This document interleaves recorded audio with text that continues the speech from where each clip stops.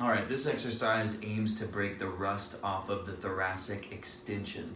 So most of us get pretty rounded through the spine, and it's very hard for us to get that back open. If you have anything that you've textbook coined upper lower cross syndrome, kyphosis, thoracic outlet syndrome, anything that involves rounding the mid-spine, arm stuff, neck stuff, hand stuff, it's always a good idea to get the mid-spine opened up. Now, a lot of my videos have talked about rib flare before and how to get rid of it. I just want to kind of say there's not 100% way to get rid of any of this, but there are ways to train your spine against the grain. And if you tend to do this, exercises like the one I'm about to show you are that posture's worst nightmare.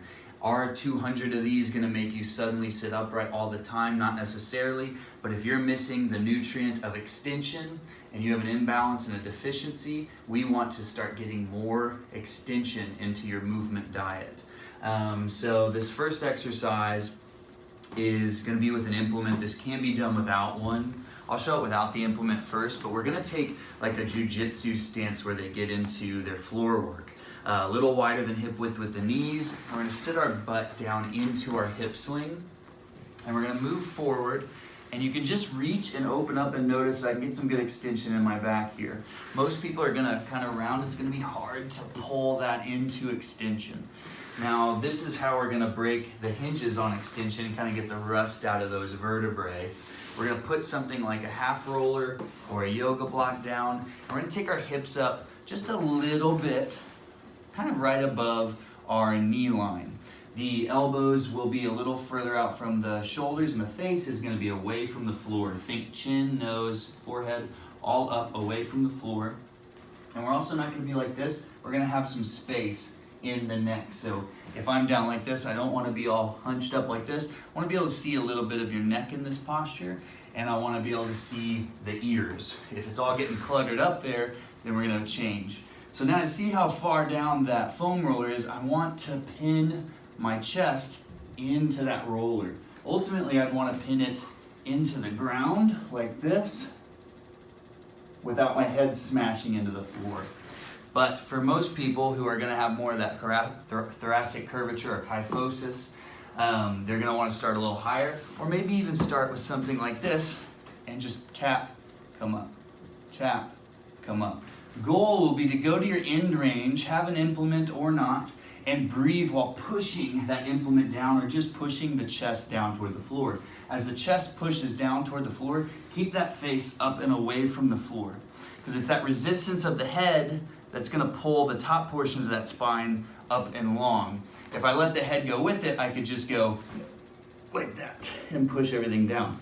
I want to get mid-spine nice and elongated, so I'm pushing it down and lifting the head up. Now again, pin that down.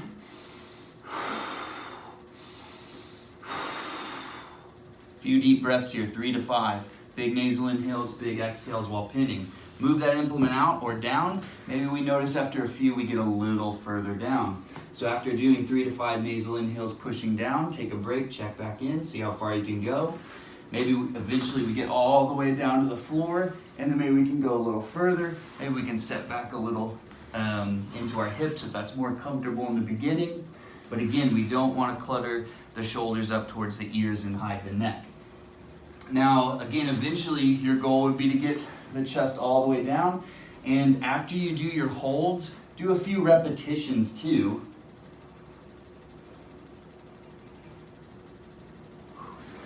And just get the movement down, because again, that's going to help the nervous system kind of pattern that new space. So do a few holds, do a few repetitions, play with the implements. Eventually, you should be able to go from hips over knees, arms up, elbows out in front of the shoulders, and we should be able to touch the floor eventually. That means we're getting really big thoracic extension. And again, if you're dealing with any of those curvature issues, this is going to be an amazing drill that doesn't just passively open you up like the foam rollers and stuff like that, which I do advise for most people in the beginning.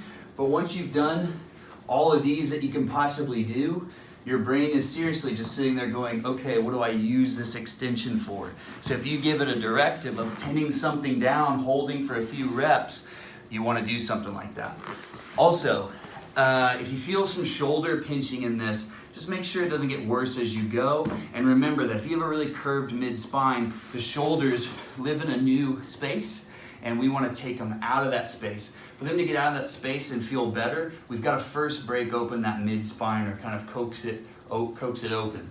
Now, once it opens up, you'll probably stop feeling the clutter in the shoulders over time. But again, if it feels worse than just general discomfort and starts to feel like pain, back up and again, go back to those foam rollers or a more passive way to open up until you're ready for this video.